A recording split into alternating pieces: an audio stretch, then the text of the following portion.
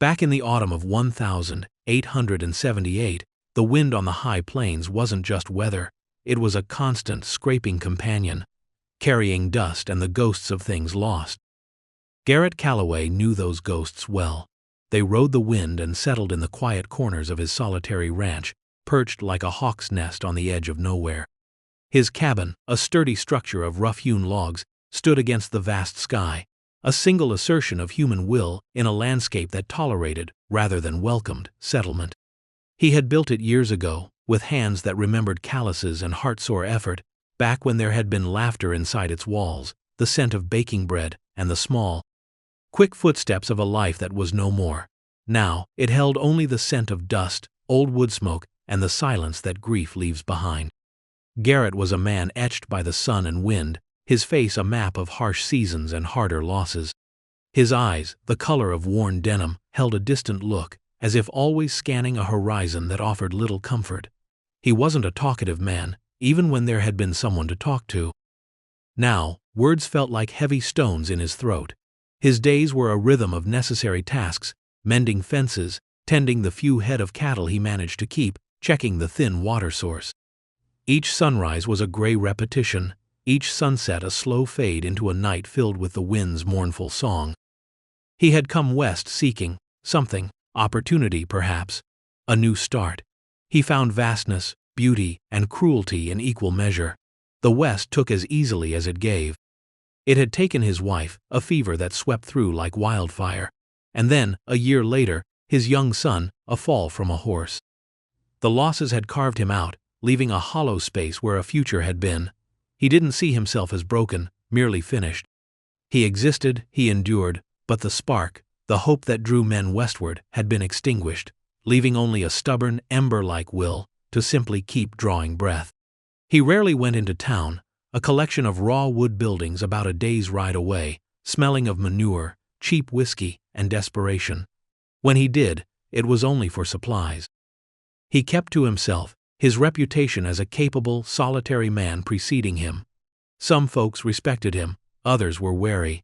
He paid it little mind. Their world felt distant, their concerns small compared to the enormescence that filled his own.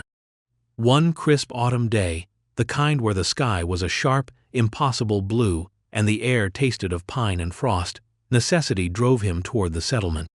His flour sack was empty, his coffee tin scraped clean. He rode his mare, Sundown, the only creature whose presence didn't feel like an intrusion on his solitude. The ride was long, familiar. The land rolled under the endless sky, vast and empty save for the occasional scrub brush and the distant, indifferent mountains. He reached the settlement by late afternoon. It was noisier than usual, a knot of men gathered near the temporary corrals by the trading post. Garrett dismounted, tying Sundown loosely, his senses prickling. There was a tension in the air, a predatory energy that he disliked. He saw the general store owner, a portly man named Mr. Brody, standing near a makeshift platform, talking loudly. Brody was a man who saw everything through the lens of profit. As Garrett approached, he heard the words, slick and ugly, sliding on the autumn air. Fine specimen she is. Young, strong, useful hands, and quiet mostly. Got her in a trade, fair and square. She ain't got no kin left to claim her. Looking for a reasonable offer. Could be a good hand, could be. Well, you can see for yourselves. Garrett pushed through the fringe of the crowd, his boot heels thudding on the packed earth. Then he saw her. She stood on the low platform, her hands bound loosely in front of her, a rope tied around her waist, held by a lean, greasy-haired man Garrett didn't recognize. She was a native woman, her clothes simple, buckskin and hide, worn but clean.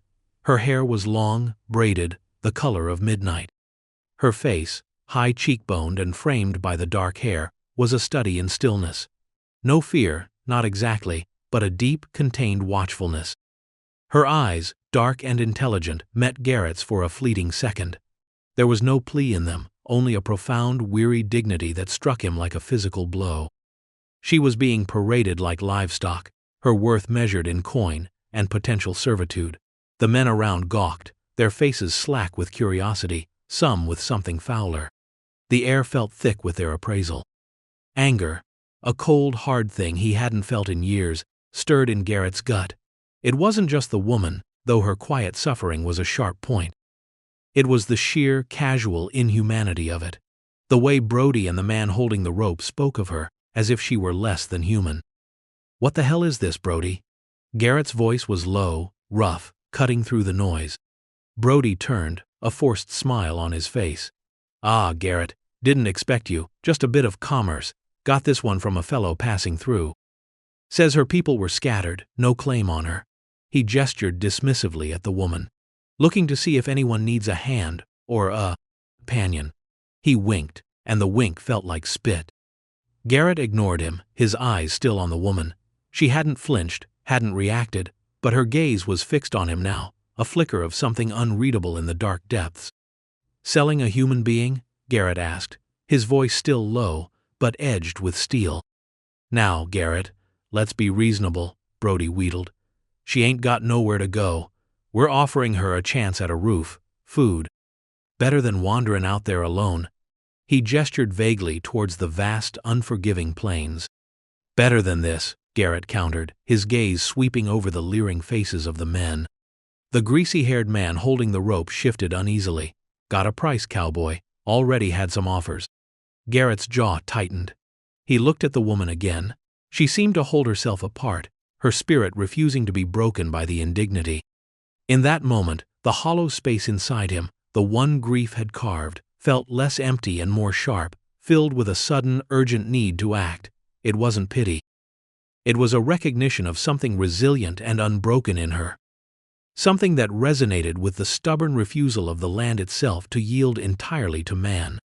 "What's your price?" Garrett asked, his eyes fixed on the greasy-haired man, ignoring Brody.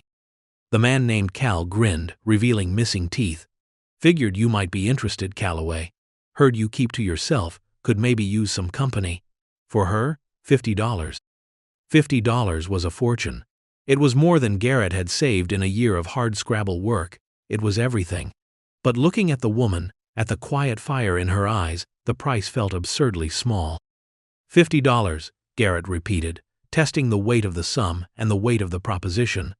He wasn't buying a slave, he told himself fiercely. He was doing something else, something that felt necessary and right in a world that felt increasingly wrong. "You hear that, boys?" Cal crowed. "Garrett Calloway's making an offer." "I'll take her," Garrett said, pulling the leather pouch from his belt. It wasn't $50, it was $43, all he had. He stepped forward, holding it out. "It's all I got, take it or leave it." Cal eyed the pouch, then Garrett.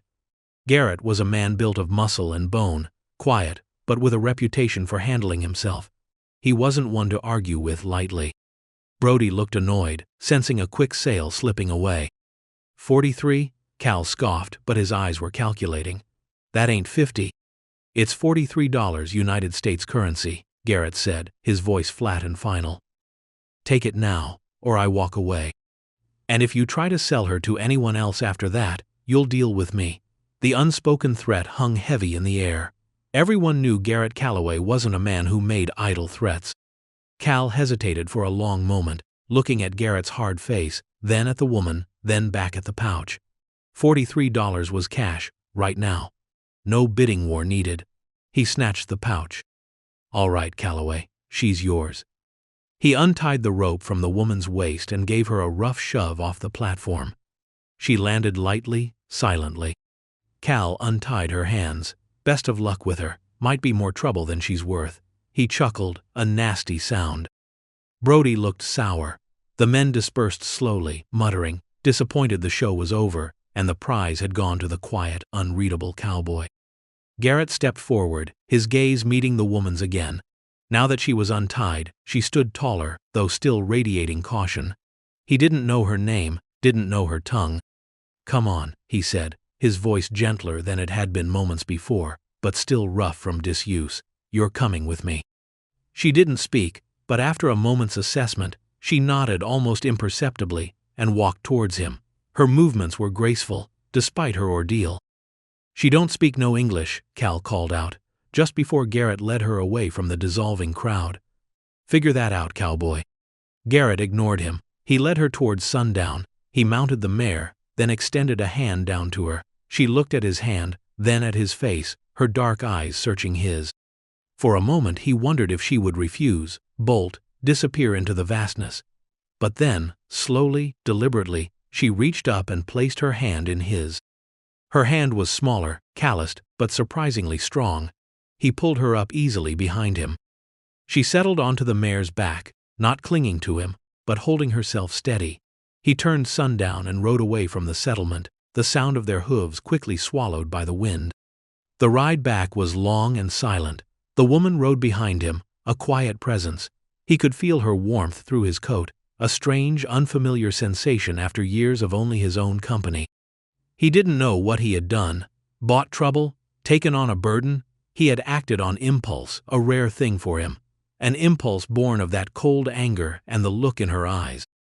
He stole a glance back once. She was looking out at the land, her expression unreadable in the fading light. The sun dipped below the horizon, painting the sky in bruised purples and oranges. The wind began to bite harder. They reached his cabin long after dark. He dismounted stiffly, his muscles protesting the long ride. He helped her down, her body briefly brushing his. He led Sundown to the small corral and unsaddled her. All in silence, the woman waited by the cabin door, a shadow in the gloom. He opened the door and went inside, lighting a lantern. The small cabin sprang into flickering light. It was sparse, clean, filled with the quiet echo of emptiness. He motioned her inside. She stepped across the threshold hesitantly, her eyes scanning the room. He pointed to a stool by the rough-hewn table. "Sit," he said, knowing she wouldn't understand, but the gesture was clear enough. She sat, her movements still wary, but obedient. He went to the fireplace, where embers glowed under ash, and added wood. A small fire caught, chasing away some of the chill. He had coffee and beans, simple fare. He heated the beans, made the coffee, and poured 2 mugs. He placed a plate of beans and a mug of coffee in front of her. "Eat," he said, sitting opposite her. She looked at the food, then at him. Her expression was still guarded, but the sharp edge of fear seemed to have dulled slightly. Slowly, she picked up the spoon he provided and began to eat. She ate neatly, deliberately, not with the desperation of someone starved, but with the quiet efficiency of someone who knew the value of a meal. He ate his own meal, watching her subtly. She didn't steal glances at him. Her observation was more direct when she chose to look. He wondered what she saw. A rescuer? A new master? He didn't feel like either. He felt like a man who had just spent his last dollar on an impossible situation, driven by a feeling he couldn't name. When they finished, he cleared the plates. He had only one bed. He pointed to the small space near the fireplace, where a few blankets were folded. "You can sleep there," he said. "It's warmer by the fire." She followed his gesture, understanding. She went to the spot, knelt, and arranged the blankets. She lay down, facing the fire, her back to him. Garrett sat at the table for a long time after, the lantern casting long shadows. He listened to the wind outside and the quiet sounds of the cabin. He could hear her breathing, soft and even. She wasn't a ghost, she was real. He doused the lantern and went to his bed, lying in the darkness. The silence wasn't quite so complete now. There was another presence, another heartbeat in the cabin. He didn't know what tomorrow would bring, how they would communicate, how he would manage. He only knew he couldn't have left her there. The next morning she was up before him, sitting quietly by the fire, watching the flames. When he stirred, she looked at him, her expression calm. He pointed to himself. "Garrett," he said slowly. She watched his mouth, then pointed to herself. "Nahili," she said, the word soft, melodic, unfamiliar. Nahili, the first word exchanged, a name. It felt significant, a tiny step across the chasm between them. The days that followed were a strange dance of shared silence and unspoken understanding. They couldn't talk, not in words, but they learned the language of gesture, expression, and action. He showed her how to fetch water from the spring, how to feed Sundown. She watched him work, sometimes offering a hand, sometimes just observing the vast, empty landscape. She was observant, noticing things he missed, the subtle shift in the wind that foretold a change in weather, the tracks of animals, the ripeness of certain berries near the creek bed. She was also surprisingly strong, able to carry heavy buckets of water without complaint. He learned small things about her. She moved with a quiet grace, her feet seeming to leave no trace on the earth. She seemed to find solace in the outdoors, spending hours sitting near the cabin, watching the sky and the land, her face peaceful in a way he rarely saw indoors. She was meticulously clean, keeping her small space tidy. He, in turn, softened in ways he hadn't expected. The constant tension eased. He found himself making small considerations, ensuring the fire was warm before dawn, leaving extra water in the bucket for her, finding a softer blanket. He didn't do it consciously as acts of kindness, just as things that seemed right. One evening, a fierce storm blew in, rattling the cabin walls. Lightning split the sky, and thunder roared like a wounded beast. Garrett sat by the fire, sharpening a knife. Nahili sat opposite him, her eyes reflecting the flames. She didn't seem afraid of the storm, just watchful. Suddenly, a particularly violent crack of thunder shook the cabin. A loose shutter banged outside. Garrett flinched, a reflex he couldn't control, his mind flashing back to another storm, long ago, that had raged the night his wife died. Nahili's gaze fixed on him. She saw something in his face, something he tried to hide. Without a word, she rose, crossed the small space, and laid a hand gently on his arm. Her touch was light, warm, utterly unexpected. He looked at her, startled. Her dark eyes were full of a quiet understanding, a shared knowledge of pain that transcended language. She didn't ask, didn't pry. She simply offered a silent comfort, a recognition of the storm within him. He didn't pull away. He sat still, letting her hand rest on his arm. The storm outside raged, but in the small cabin, a different kind of quiet settled. After a long moment, she removed her hand and returned to her place, as silently as she had come. But the connection, fragile as spun glass, had been made. Over the next few weeks, their nonverbal communication deepened. A look could convey thanks, concern, or agreement. A gesture could explain a task. They were building a world together, one action and one shared silence at a time. He learned that she had lost her family, her people, scattered by conflict and disease. The land held both beauty and ghosts for her too. She had been alone, trying to make her way, before being captured and brought to the settlement. Her quiet dignity wasn't stoicism, but resilience forged in deep suffering. He, in turn, found himself opening up in small ways, not with words, but with allowing her to see him. She saw his grief in his quiet moments staring at the empty chair, in the way he sometimes traced the names carved into the mantelpiece, Sarah, Thomas. She never commented, just let him be. Her silent acceptance was a balm he hadn't known he needed. He started teaching her English words, pointing to objects. Fire, water, horse, cabin, sky. She learned quickly, her mind sharp. In return, she taught him words in her language, sounds that felt strange and beautiful on his tongue. They built a bridge, word by careful word. "Thank you," she said one evening, clearly, after he had repaired a tear in her moccasin. He looked up, startled by the sudden clarity of her voice in English. "You're welcome, Nahili," he replied, his voice gruff, but softened by the unfamiliar warmth in his chest. Their shared life wasn't romantic in the way stories were told, not yet. It was built on mutual need, respect that had grown from wary observation, and a shared understanding of loss. They were two solitary souls finding a fragile anchor in each other against the vast indifference of the world. But the world wasn't entirely indifferent. There were still men who saw Nahili as property, who saw Garrett as a man stepping out of line. Word of Garrett Calloway and the Indian woman living out on his ranch had spread through the settlement. It was the subject of gossip, speculation, and resentment. Some saw it as unnatural, others as a challenge. One blustery afternoon, as Garrett and Nahili were working near the corral, 3 riders appeared on the horizon, riding hard. Garrett straightened, his hand instinctively going to the rifle leaning against the fence post. He recognized 2 of them, Cal, the man who had sold Nahili, and one of the men who had been in the crowd that day. The third was a stranger, a burly man with a cruel mouth. Nahili saw them too, her body tensed, her eyes fixed on the approaching riders. "Stay back," Garrett said, his voice low and urgent. He grabbed the rifle. The riders reined in their horses a short distance away, dust swirling around them. Cal grinned, a mean, confident expression. "Well now, Calloway." Cal called out, his voice loud enough to carry over the wind. "Looky what we have here. Seems you ain't treatin' my property right." Garrett raised his rifle, holding it steady. "She ain't your property, Cal. You sold her." "Sold her for $43, the burly man sneered. "Figure you got your money's worth by now, cowboy. We've come to collect."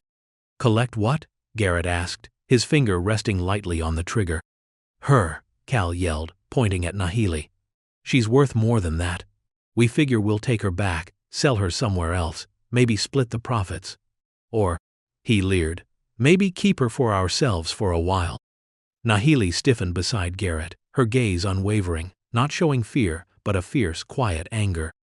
"You'll ride away from here," Garrett said, his voice flat and dangerous, "and you won't come back. She's with me now." The burly man laughed, a harsh, unpleasant sound. "With you? Look at her, Calloway. She's a savage. You think you can tame her, or is she taming you?" Garrett ignored the taunt. His focus was solely on the three men, measuring the distance, the angles, the threat. He knew Cal was a coward, but the burly man looked like trouble. "We ain't askin'," Cal said, his bravado fueled by having his companions with him. "We're taking her. Step aside, Calloway, or get hurt." "I won't step aside," Garrett stated. "Fool," the burly man muttered, and spurred his horse forward slightly. Just as he did, Nahili stepped forward, placing herself slightly in front of Garrett, facing the men. She said something in her language, her voice clear and strong, a stream of words they couldn't understand, but which carried immense force and contempt. The men faltered, surprised by her defiance. They had expected a cowering woman. "What'd she say?" Cal demanded, looking unnerved. Garrett didn't understand the words either, but he understood the intent. She was protecting him, defying them. A fierce surge of protectiveness, stronger than any he had ever felt, washed over him. "She said you're less than the dirt under a horse's hooves," Garrett translated. A lie, but one that felt true in his gut. "Now get out." The burly man swore, pulling a pistol. Garrett was faster. He brought the rifle to his shoulder and fired. The shot cracked through the air. The burly man cried out as the bullet struck his shoulder. His pistol clattered to the ground. He clutched his arm, his face twisted in pain and shock. Cal and the other man recoiled, startled by the sudden violence. Garrett racked another round into the chamber, the sound loud and deliberate. "The next one finds a vital organ," Garrett warned, his eyes cold and hard. "Get him on his horse and ride. Don't ever come back here. Don't ever look for her again." Fear flickered in Cal's eyes. The burly man was bleeding, incapacitated. This wasn't the easy retrieval they'd planned. Garrett Calloway, the quiet man, was proving deadly when provoked. "You ain't seen the last of this, Calloway," Cal shouted, but his voice lacked conviction. He and the other man helped the wounded man remount, slinging his arm over the other rider's shoulder. They turned their horses and rode away, much faster than they had arrived. Garrett watched until they were small dots on the horizon, then lowered his rifle. He turned to Nahili. She was looking at him, her dark eyes wide. "They won't be back," he said, his voice rough. He hadn't shot to kill, just to wound enough to send a clear message. Nahili didn't speak English, but she understood.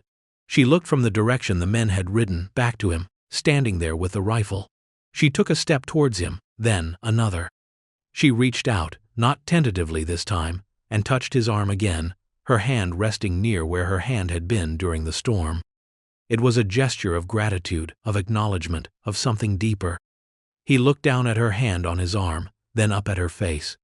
The barrier between them, built of different worlds, different languages, different traumas, seemed to thin, almost to disappear. "Are you all right?" he asked, the simple question feeling inadequate for the danger just past. She nodded slowly, her eyes searching his. Then, in her quiet, melodic voice, she said something in her language, a longer phrase this time, her gaze steady on his. He didn't understand the words, but he felt their weight, their meaning. It sounded like acceptance, like recognition. He nodded back, a small, awkward gesture. "Yeah, me too." They stood there for a moment, the wind whipping around them, the vast land stretching out, silent witness to the confrontation. The air, moments before thick with tension and threat, now felt charged with something new, something fragile, and full of possibility. The attack, though repelled, changed things. It solidified their alliance, transforming it from a forced coexistence into a partnership forged in shared danger. They were no longer just two solitary people sharing a cabin. They were two people who had defended each other, who had chosen to stand together against the outside world. Their communication became easier, a mix of broken English, her language, and the fluent language of shared glances and actions. She learned more words every day, her curiosity, a quiet flame. He found himself talking more too, explaining tasks, pointing out features of the land, sharing simple observations about the weather or sundown. He even found himself hesitant at first, telling her small things about his past, about Sarah and Thomas, not dwelling on the pain, but simply stating the facts of the lives that had been. She listened with quiet intensity, offering no platitudes, just her presence, her understanding eyes. He learned more about her people, their customs, their deep connection to the land. He saw the world differently through her eyes, noticing the intricate patterns in the bark of a tree, the specific calls of different birds, the healing properties of plants he had only ever seen as weeds. Their days fell into a new rhythm, one that felt less like enduring and more like living. They worked side by side, repairing the corral fence that had taken a bullet, gathering firewood for the coming winter. There were still long silences, but they were comfortable silences now, filled with companionship rather than emptiness. He noticed the small ways she cared for him. The way she would add wood to the fire when he was engrossed in a task, the simple, nourishing meals she prepared with the limited supplies, her quiet presence nearby when he was working outdoors. He reciprocated, ensuring she had warm clothes, surprising her with a small, smooth stone he found by the creek that she seemed to admire, standing protectively close whenever they had to venture towards the settlement. The townsfolk gave them a wide berth after the incident with Cal and his men. Garrett's willingness to use his rifle had earned him a new level of respect, or perhaps just fear.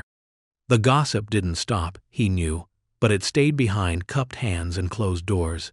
Out on the ranch, they were blessedly free of judgment. Winter descended on the plains, fierce and beautiful. Snow blanketed the land, muffling the sound of the wind, creating a world of white and silence. They were confined to the cabin for days at a time. The small space, which had once felt like a prison of solitude for Garrett, now felt like a haven. They sat by the fire, talking in low tones or simply existing in comfortable quiet. Nahili told him stories of her people, tales of creation, of heroes, of the spirits that lived in the land. She spoke in a mix of her language and the English words she knew, using gestures and expressions to fill in the gaps. He found himself captivated, drawn into a world utterly different from his own, yet one that spoke of universal human experiences, love, loss, courage, connection to something larger than oneself. He, in turn, shared stories of his life before the West, stories of the farms back east, of his family, of Sarah's laughter, and Thomas's eager questions. He spoke of the hopes he had carried west, and how they had been shattered. Sharing the pain aloud, with someone who listened without judgment, felt like lancing an old wound, allowing it to finally begin to heal. One evening, the snow piled high against the cabin, the wind howling outside. They were sitting by the fire. He had been showing her how to mend a saddle strap. Their hands were close, his large and rough, hers smaller and nimble. She looked up at him, her dark eyes soft in the firelight. "Garrett," she said softly. "Yeah, Nahili? You were lonely." It wasn't a question, but a simple, profound observation. He looked at her, at the quiet empathy in her face. "Yeah," he admitted, his voice barely a whisper. "Real lonely." "Me too," she said, her hand reaching out to touch his, resting there gently. He didn't pull away. He turned his hand over, his calloused fingers closing around hers. Her hand was warm, solid, real. In that simple touch, more was communicated than in all the words they had exchanged. The shared loneliness, the shared resilience, the fragile hope that had begun to bloom in the harsh soil of their lives. He looked at her face, seeing not a prize, not a burden, not an outcast, but simply Nahili, a woman of courage, grace, and quiet strength. A woman who had walked into his empty life and, without trying, had begun to fill it. He leaned closer, drawn by an undeniable pull. She didn't pull away. Their lips met, tentative at first, then deepening, a kiss born of shared solitude, unexpected protection, and the slow, steady growth of connection. It wasn't a Hollywood kiss, not fiery passion born from nothing, but something quieter, more profound, the touching of two wounded souls finding solace and hope in each other. The winter passed, bringing spring. The land came alive, green pushing through the thawed earth, flowers blooming in unexpected bursts of color. Garrett and Nahili's life together blossomed too. Their bond deepened into something undeniable, a quiet, abiding love built on mutual respect and understanding. They faced challenges, the hard work of the ranch, the lingering prejudice of the outside world, the ghosts of their pasts that sometimes stirred in the quiet hours, but they faced them together. They were no longer defined by their losses or by the labels the world tried to put on them. Garrett wasn't just a lonely cowboy, and Nahili wasn't just a prize or a savage. They were Garrett and Nahili, building a life, a home, together, against the vast, beautiful, challenging backdrop of the West. Their home wasn't just the cabin anymore, it was the space they created together, a space filled with quiet companionship, shared tasks, and the soft murmur of two languages intertwining. It was a testament to resilience, to the possibility of connection in the face of isolation, and to the truth that sometimes the most precious things are found in the most unexpected places. If only you have the courage to see past prejudice and reach out a hand. Garrett Calloway, the man who thought he was finished, had found a new beginning, not in taming the wilderness, but in opening his heart. And Nahili, the woman treated as a prize, had found not a master, but a partner, a protector, and a love that saw her true worth. Back in the year of 1878, the land stretched out from the front porch of Thomas Calloway's cabin like a worn brown carpet, endlessly vast and indifferent. Wind, like a persistent, unseen mourner, keened around the corners of the small, stout structure, carrying with it the scent of dust and distance. Thomas lived in that distance, carved out a solitary existence in the unforgiving territory where Nebraska bled into Dakota. He was a man shaped by loss, his grief, a physical weight carried in the slump of his shoulders, the perpetual squint in his eyes. The raw, untamed prairie suited him. Its silence echoed his own, its harshness mirrored the landscape of his soul. His wife, Sarah, and their infant son had been taken by the fever 3 years prior, leaving him adrift in a sea of sorrow he couldn't navigate, only endure. He worked the small ranch he'd built with his own hands, the labor a dull balm against the sharp edges of memory, the tending of cattle, a mute conversation with the empty space where a family should have been. His nearest neighbor was a day's ride away, the nearest town a collection of dusty buildings clinging to the railroad tracks, filled with wary eyes and judgmental tongues. He visited only when necessity demanded, selling cattle, buying supplies, enduring the quiet stares of people who knew his story, or thought they did.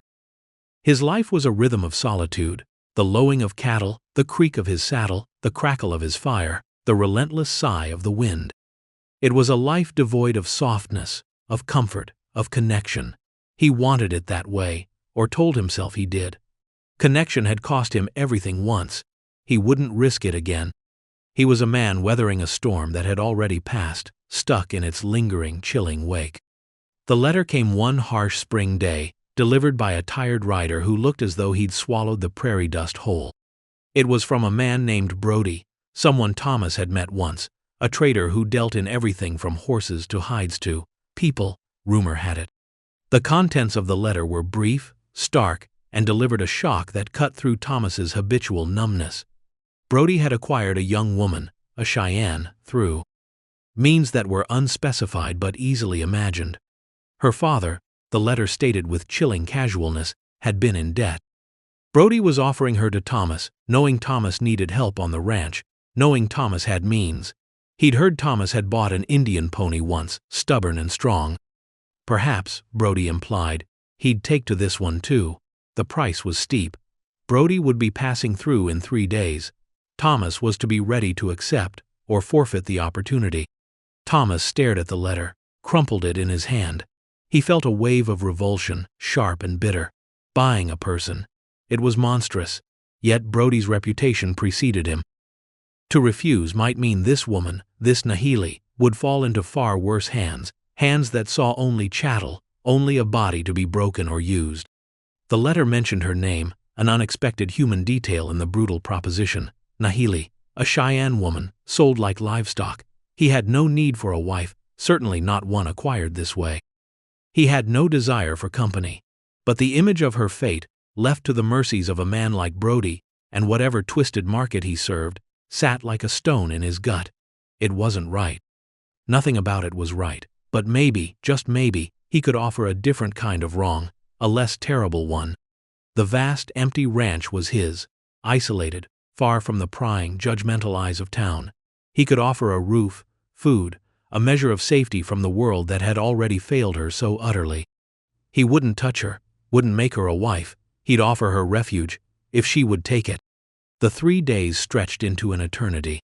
Thomas wrestled with the decision, the ethical rot of it, the sheer impossibility of bringing another soul, especially one so wronged and vulnerable, into his desolate life. But the thought of Brody, of the men who dealt in such transactions, of the woman caught in their web, gnawed at him. When the 3rd day dawned, bright and cold, he stood by the corral, the money heavy in his pocket. He hated himself, hated the world that made such choices necessary. Brody arrived in the late afternoon, the setting sun casting long skeletal shadows across the prairie. He was a thick, florid man, his eyes hard and devoid of warmth. Behind his wagon, tied to a lead rope, walked a woman. She was smaller than Thomas expected, wrapped in a thin, worn blanket despite the chill air. Her head was bowed, dark hair obscuring her face. Brody barked something at her, a rough sound that made Thomas flinch inwardly. The woman stopped, silent, still. "Calloway," Brody said, a grin splitting his face. "Got her right here, Nahili. Good stock, they say, quiet." Thomas didn't look at Brody. His gaze was fixed on the woman. She wasn't livestock. She was a person, standing there, radiating a profound weariness that went bone deep. Her name was Nahili.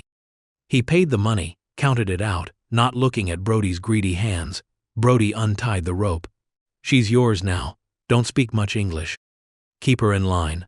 He laughed, a coarse, unpleasant sound, then climbed back into his wagon. "Pleasure doing business, Calloway."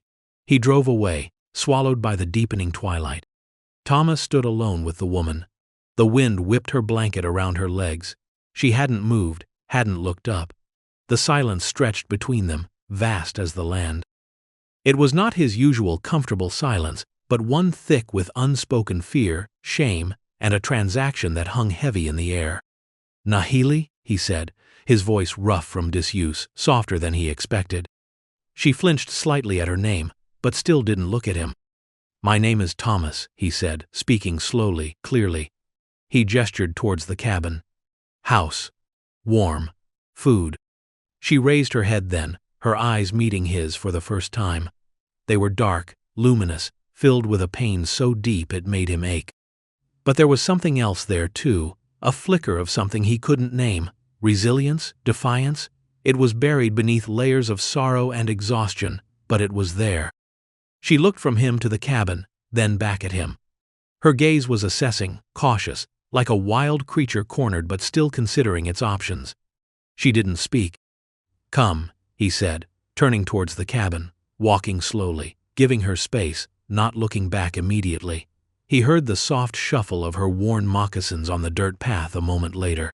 She was following. The inside of the cabin was simple, functional. A rough-hewn table, 2 chairs, a narrow bed, a fireplace that served for heating and cooking. It was clean, but bare. It smelled of wood smoke and dust and loneliness. He gestured towards the fire. "Sit." She hesitated, then moved to the hearth, sinking onto the floor near the warmth, still wrapped in her blanket, pulling her knees to her chest. She watched him with those dark, wary eyes. He felt acutely aware of his size, his presence, the sheer strangeness of the situation. He busied himself, stoking the fire, heating water, preparing a simple meal of beans and salted pork. He worked in silence, the only sounds the crackle of the fire and the murmur of the wind outside. He could feel her eyes on him, observing his every move. It wasn't judgment, not yet, it was survival. He served her the food on a tin plate, setting it on the floor beside her. She looked at it, then at him. He nodded. "Eat, you need strength." She ate slowly at first, then with more urgency, as if afraid the food might be taken away. He watched her, a knot tightening in his chest. How long had it been since she'd eaten properly? What horrors had she endured before Brody, and with him? He pushed the thoughts away. It didn't matter now. She was here. He had made a choice, a terrible, necessary one. Now he had to live with it, and help her live. He ate his own meal, separated by the space between the table and the hearth. The silence returned, less tense than outside, but still heavy with unspoken questions and the weight of their forced proximity. He finished eating, cleaned his plate, and moved to his bed. "There is a pallet," he said, gesturing to a rolled blanket and piece of canvas near the opposite wall. "For you." He hesitated. I will not harm you." He said the words carefully, hoping she understood. Her eyes flickered. A muscle twitched in her jaw. It was the closest thing to a verbal response he'd gotten. She waited until he had settled on his bed, fully clothed, facing away from her. Only then did she unwrap her blanket, revealing simple, worn dress, and move to the pallet, unrolling it on the floor. She lay down, facing the wall, her back to him. The small cabin felt impossibly large and impossibly small at the same time, holding two strangers bound by a transaction neither had sought. Sleep came slowly for Thomas. He listened to the wind, to the settling of the cabin, to the faint, shallow sound of Nahili's breathing across the room. He wondered about her life before, about what she thought of him, the man who had bought her. He didn't expect answers. He didn't even know if he wanted them. Days turned into a week. A fragile routine began to form, built on necessity and unspoken rules. Thomas worked the ranch. Nahili stayed near the cabin. She didn't try to run, which surprised him. Perhaps she had nowhere to go. Or perhaps she understood, with the keen perception of the dispossessed, that this grim solitude offered a different kind of protection. Communication was minimal, reliant on gestures and single words. Thomas would point to chores, fetching water from the well, gathering wood, helping with the small vegetable patch he maintained. Nahili performed them quietly, efficiently, with a surprising strength in her small frame. She was observant, learning his routines before he even articulated them. She saw the way he favored his left shoulder after a long day, the way he always checked the back fence first in the morning. He learned things about her too, through observation. She moved with a quiet grace, her feet almost silent on the ground. She seemed attuned to the natural world, noticing the changes in the wind, the behavior of the birds. She cleaned the cabin meticulously, scrubbing the floor until the wood was pale, washing the tin plates until they gleamed. She didn't complain, didn't ask for anything. She simply existed, a quiet, watchful presence in his formerly empty home. The silence between them remained, but it shifted. The initial tension began to dissipate, replaced by a shared understanding born of mutual observation and proximity. It wasn't comfort, not yet. But it wasn't active hostility either. It was coexistence, an uneasy truce enforced by circumstance. One afternoon he was mending a broken fence post, struggling with a particularly stubborn rock. He heard her approach, unheard until she was almost beside him. She knelt, examining the problem. Without a word, she pointed to a different angle, a place where the rock was weaker. He looked, surprised, then tried it. It worked. The rock shifted, the post settled firm. He looked at her. "Thank you," he said. She met his eyes, a faint, almost imperceptible nod, acknowledging his gratitude. It was the first time she had offered unsolicited help, the first small bridge built between them, not of words, but of shared effort and quiet competence. Slowly, tentatively, he began to offer small kindnesses. He bought her a thicker blanket on his next trip to town, ignoring the curious stares of the merchants. He left her a few apples he'd bought, setting them on the table without comment. He didn't ask about her past, the father who had sold her, the pain in her eyes. He sensed it was a wound too deep to probe. He simply provided, a silent guardian against the harsh world that had cast her out. Her presence changed the cabin, subtle shifts at first. A wild sprig of prairie sage left on the table, filling the air with its clean, sharp scent. The fire always banked correctly when he came inside from the cold, small, quiet acts of care. He found himself looking forward to coming back to the cabin, the relief that settled over him not just from the end of labor, but from the knowledge that he wouldn't be returning to an empty space. He still slept on his bed, She on her pallet. The unspoken boundary remained, a clear line drawn in the dust of the floor. He respected it. She respected the fragile safety he offered. It wasn't a marriage. It wasn't even friendship, not in the way he understood it. It was something else, something born of necessity and shared quiet, a bond forged in the absence of other options. Then came the incident in town. Thomas had gone to sell some cattle, Nahili staying behind as always. He hated leaving her alone, a new, unsettling worry. He delivered the herd, collected his payment, and was getting ready to leave when a group of men blocked his path near the saloon. They were the usual sort, loud, swaggering, fueled by whiskey and a sense of entitlement. Brody, it turned out, had talked. "Here you got yourself a squaw, Calloway, the biggest one," a man named Miller with a pockmarked face sneered. Thomas felt a cold knot form in his gut. He kept his face impassive. "She works for me." "Works, huh?" another man chortled. "Heard Brody said he sold her like a piece of property." "Your property now, is she?" "She's under my roof," Thomas said, his voice low. "She's not to be bothered." Miller stepped closer, his breath reeking of cheap whiskey. "Bought yourself a heathen woman. What kind of man does that? Not right, Calloway, not natural." The word bought stung, a sharp reminder of the ugly truth of her arrival, the part of him that felt complicit in the world's cruelty. But the insult, the contempt in their voices, ignited a slow, burning anger he hadn't felt in years, an anger that had nothing to do with his own pain and everything to do with the woman waiting back at his ranch. "My business," Thomas said, his hand drifting closer to the Colt on his hip. Miller saw the movement, his eyes narrowed. "Think you're too good for the rest of us now, Calloway? With your little Indian pet?" "She is not a pet," Thomas said, the words clipped and dangerous. Miller laughed, a harsh bark. "What is she then? Your wife? A squaw wife?" He grabbed Thomas's arm. "Maybe we ought to see what old Calloway's hiding out there. Maybe she needs civilization."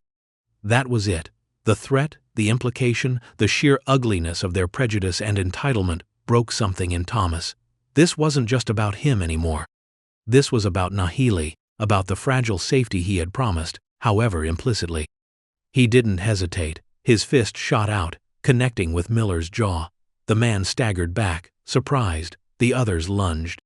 Thomas was outnumbered, but the rage fueled him. He fought with a quiet ferocity born of grief and protective instinct. He wasn't a brawler, but he was strong from years of hard labor, and the thought of those men going near Nahili gave him a strength he hadn't known he possessed. Punches flew, blood was spilled, chairs were overturned. He took blows, felt the sting of knuckles on his face, the tearing of his shirt. But he gave as good as he got, focused on putting them down, on making them regret the words they'd spoken, the threat they'd made. When it was over, Thomas stood bruised and bleeding amidst the wreckage of the saloon porch, the other men nursing their own injuries or sprawled on the ground. Sheriff Gable, a weary man who preferred his town quiet, arrived, surveying the scene with a sigh. "What in tarnation, Calloway?" Gable asked. "They threatened my place," Thomas said, wiping blood from his lip. "Threatened the woman staying there." Gable looked at the other men, then back at Thomas. He knew Miller and his ilk.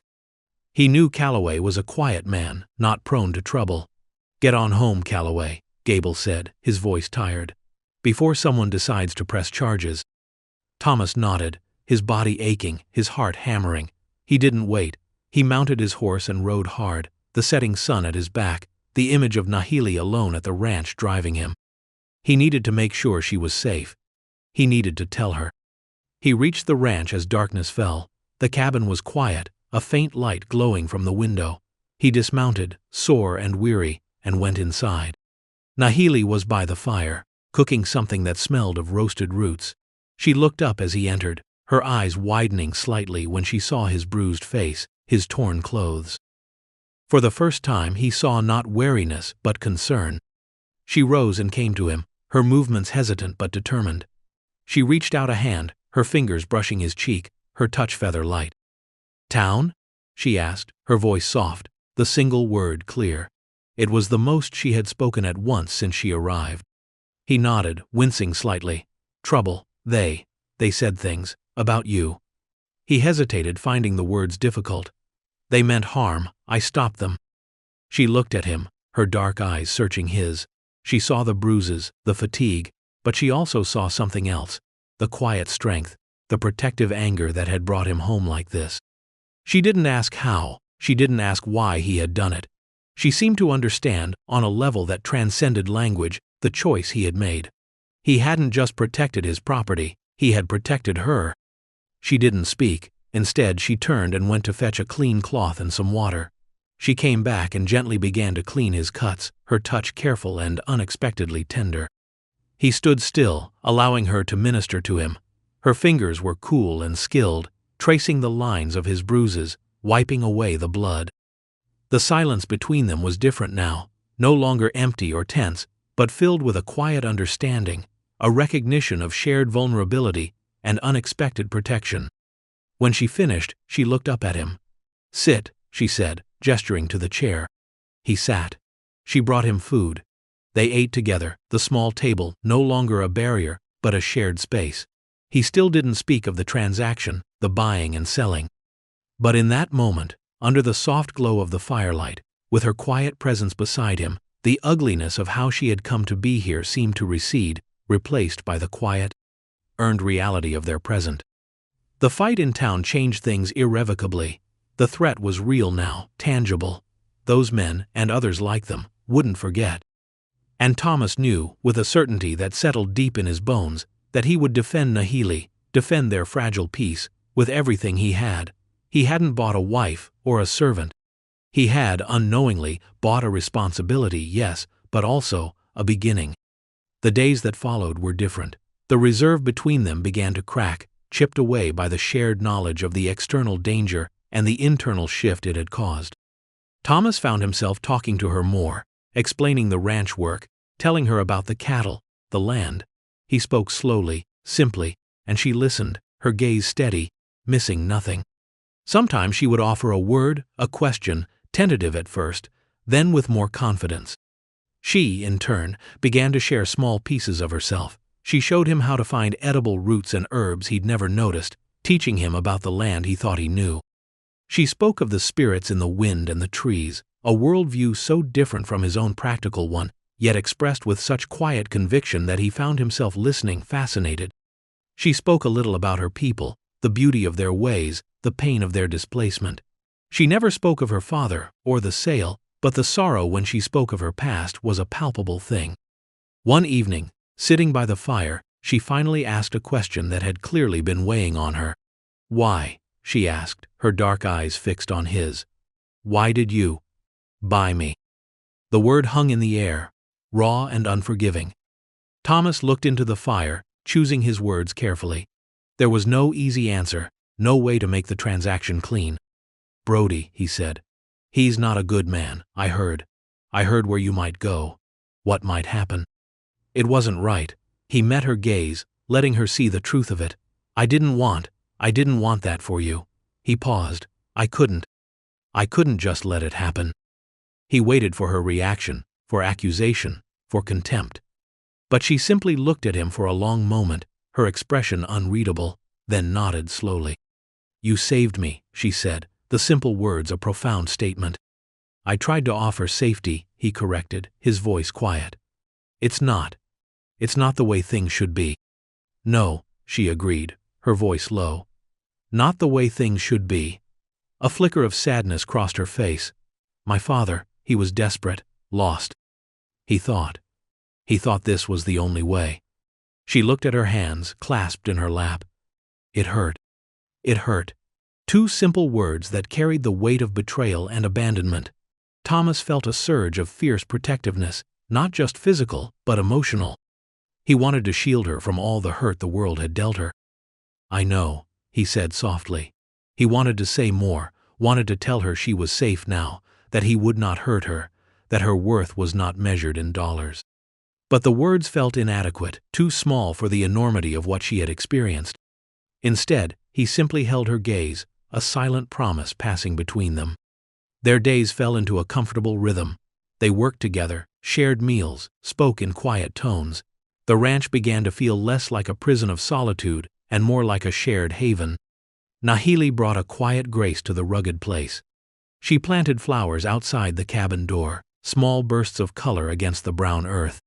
She sang sometimes, soft, melodic songs in her own language that Thomas didn't understand but found deeply soothing. He saw her not as the woman he had bought, but as Nahili, a person of quiet strength and resilience, with a deep well of sorrow and a capacity for gentle kindness. He found himself watching her when she didn't know, admiring the way she moved, the quiet determination in her eyes. The emptiness in him began to recede, slowly, like the winter snowmelt. Grief was still there, a scar, but it no longer defined his entire landscape. There was room for something new, something unexpected. The external conflict hadn't vanished, however. The men from town nursed grudges. Whispers reached Thomas, threats muttered in saloons, talk of running the squaw off, of taking the land from the man who defied them. One evening, a few of them rode out, circling the ranch perimeter, firing shots into the air, a clear intimidation tactic. Thomas and Nahili stood together by the corral, watching the figures against the twilight sky. Nahili didn't tremble, though he felt a tremor in her hand when his own closed around it. She was scared, but her resolve was unwavering. "They will come back," she said, her voice quiet. "Let them," Thomas replied, his grip tightening on her hand. "We'll be ready." He spent the next few days preparing, boarding up windows, checking his rifle, teaching Nahili how to load the spare pistol. She learned quickly, her movements precise. There was no fear in her eyes then, only grim determination. This wasn't just his fight, it was theirs. This was their home, their peace, and they would defend it together. The attack came under the cover of a moonless night. They were ready. Thomas had Nahili hide in the root cellar, the safest place, with a loaded pistol and a lantern. He took position by the front window, rifle in hand. He heard them first, the sound of horses and low voices. Then the cabin door was kicked in with a splintering crash. Men poured in, silhouetted against the faint light from outside. "Calloway," Miller's voice roared, "send out the squaw, or we burn you out." Thomas fired. The shot echoed in the small space. A man went down with a cry. Chaos erupted. Glass shattered as others fired back. Thomas ducked behind a table, reloading. He could hear shouts, curses, the thud of boots. He fired again, aiming low. Another cry. They were retreating, surprised by his resistance. He heard footsteps on the roof, someone trying to get at the chimney. He fired a shot through the ceiling. Suddenly, he heard a commotion from the back. They had found the cellar entrance. He felt a cold dread grip him. Nahili was there. He burst from the front door, ignoring the pain in his ribs where he'd been hit in town.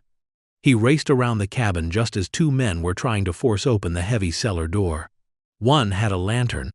"Leave her alone," Thomas yelled, raising his rifle. They turned, startled.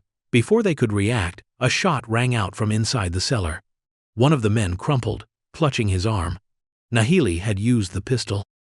The other man hesitated for a second, then turned his attention back to the cellar door, but Thomas was on him, tackling him hard.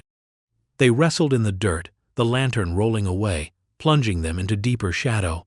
Thomas landed punches, fueled by adrenaline and the primal need to protect. More men were coming around the corner. He was outnumbered again. He heard a shout from the front of the cabin. The others were coming back. Suddenly, a figure emerged from the darkness beside the cabin. Nahili.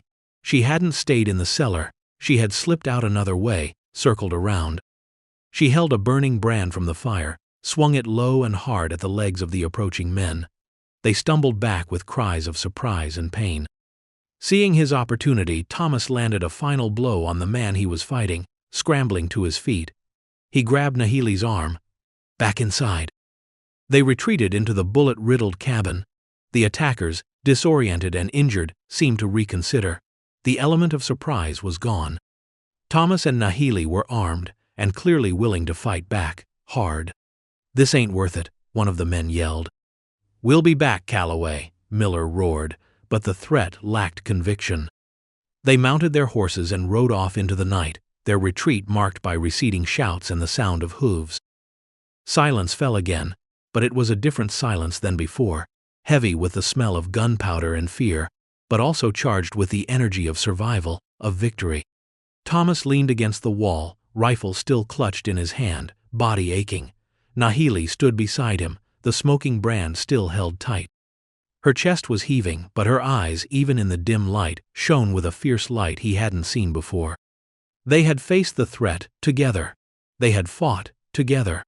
He looked at her, at the small woman who had used the pistol he'd given her, who had faced down armed men with a burning stick. She hadn't been a victim, she had been a warrior. He reached out, took the brand from her hand, and let it fall to the floor. His hand cupped her cheek, rough and calloused. Her skin was smooth beneath his touch. "You came out," he said, his voice rough with emotion. "You needed help," she replied, her voice quiet but steady. "You protected me, I protect you." In those simple words, everything shifted.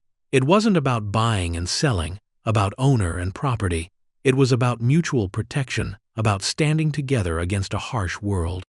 It was about choosing each other. "Nahili," he said again, her name on his lips feeling like a discovery. She leaned into his touch, her dark eyes searching his. There was no longer any wariness, only trust, and something deeper, something that mirrored the profound shift happening within him. He didn't know what the future held. Those men might come back. The world outside still judged, still hated. But inside the small, damaged cabin, a new truth had taken root.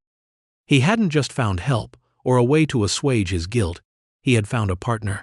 He had found a connection that had risen from the ashes of his grief and the ugliness of her arrival. He had found a different kind of belonging. They stood like that for a long moment, silhouetted against the damaged cabin, the wind sighing outside, no longer a mourner, but a witness. The prairie was still vast and indifferent, but inside their small space, forged in hardship and defended with courage, something resilient, something quietly beautiful, had begun to bloom. The damage to the cabin was repaired slowly, piece by piece, a physical manifestation of their rebuilding. They worked together, falling into a comfortable rhythm, their movements synchronized. The quiet between them was now companionable, filled with shared glances, small smiles, the ease of two people who understood each other without needing words. The townsfolk left them alone after that night, at least directly. The message had been sent and received. Thomas Calloway and the Indian woman were not easy prey. Whispers still circulated, glances were still wary when Thomas went to town, but the open hostility had retreated, replaced by a grudging, fearful respect. Life on the ranch found its rhythm, but it was a different rhythm now. It was no longer a solitary endurance, but a shared existence.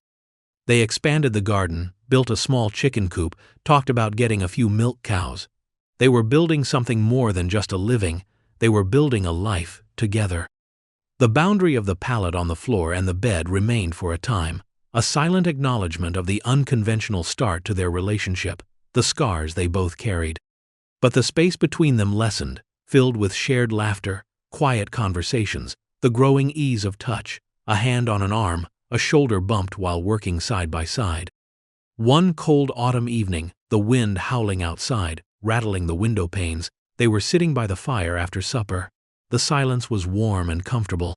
Nahili looked at Thomas, her eyes reflecting the firelight. "The cold comes," she said softly. He nodded. Winter on the prairie was harsh, isolating. She looked towards her pallet, then towards his bed. Her gaze returned to his, steady and open. "The floor is cold." It was an invitation, simple and direct. An acknowledgement of the intimacy that had grown between them, transcending the transactional beginning, born of shared hardship, mutual respect, and the quiet unfolding of affection. Thomas looked at her, at the woman who had faced down attackers with a burning stick, who had brought quiet beauty and unexpected warmth into his desolate life. He saw her resilience, her strength, her vulnerability, her quiet grace. He saw the future he hadn't dared to imagine. "Yes," he said, his voice a little hoarse, "it is." He rose and walked the short distance to her, offering his hand.